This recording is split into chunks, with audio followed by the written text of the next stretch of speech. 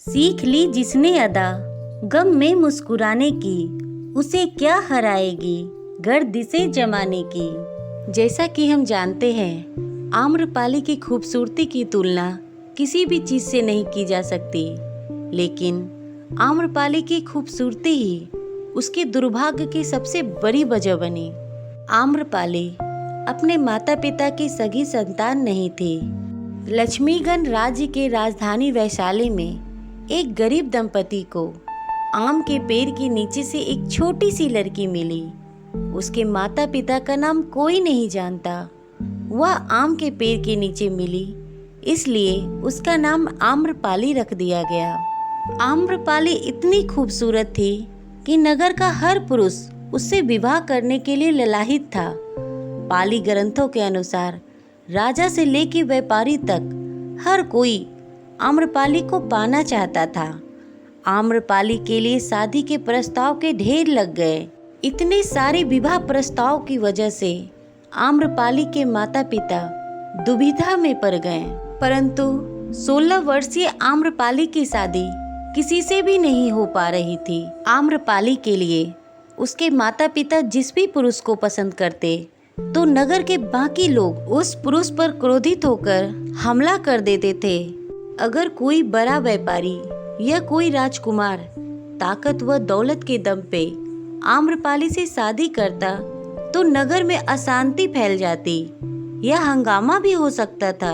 इसलिए अमीर और ताकतवर लोग भी ऐसा नहीं कर पा रहे थे। जब इस बात की खबर वैशाली के सांसदों तक पहुंची तो उन्होंने इस मुद्दे पर चर्चा करने का फैसला लिया।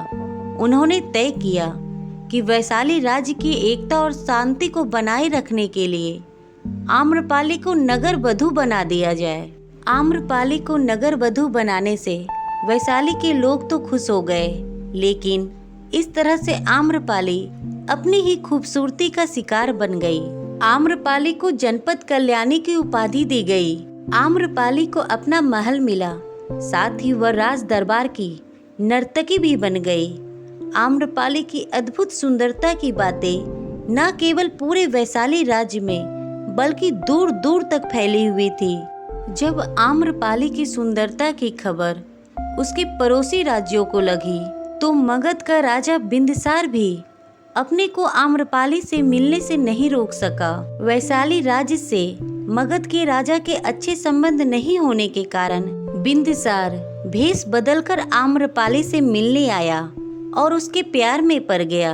एक बार जब बिंदसार ने वैशाली पर आक्रमण किया तब जाकर के आम्रपाली को बिंदसार के हकीकत का पता चला।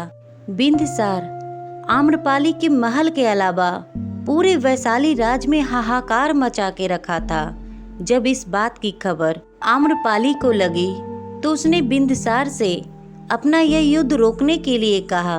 बिंदसार ने युद्ध तो रोक दिया, परंतु आम्रपाली को मगध की महारानी बनने का प्रस्ताव दिया। इस पर आम्रपाली ने उसके इस प्रस्ताव को ठुकरा दिया। कहते हैं एक बार महात्मा बुद्ध अपने शिष्यों के साथ वैशाली नगरी पहुंचे। उनके आने की खबर पूरे नगर में फैलते देर न लगी। जिसे जब पता चलता वह तभी उनसे मिलने पहुंच जाता। महात्मा बुद्ध का चरित्र इतना प्रभावशाली था कि उनसे प्रभावित हुए बिना कोई रह ही नहीं सकता था। जब आम्रपाली को महात्मा बुद्ध के आने की खबर पता चली तो वह भी महात्मा बुद्ध से मिलने आई और उन्हें अपने घर भोजन के लिए आमंत्रित किया। उसने इतने सरल और प्रेम भाव से विनती की कि महात्मा बुद्ध मना नहीं कर सके। जब यह बात उनके शिष्यों को पता चला कि महात्मा बुद्ध ने एक गणिका का आमंत्रण स्वीकार किया है तो सबने इसका विरोध किया। महात्मा बुद्ध ने बड़ी सरलता से अपने शिष्यों से कहा, मैंने तो उसकी प्रेम भावना देखी। उसने जिस भावना से मुझे बुलाया वह बिल्कुल पवित्र और निश्चल था। वह पहले से ही भोजन की सारी व्यवस्था करके भगवान बुद्ध के आने की राह देख रही थी। इतने बड़े सन्यासी भला क्यों एक वेश्या के बुलाने पर उसके घर आकर भोजन करेंगे।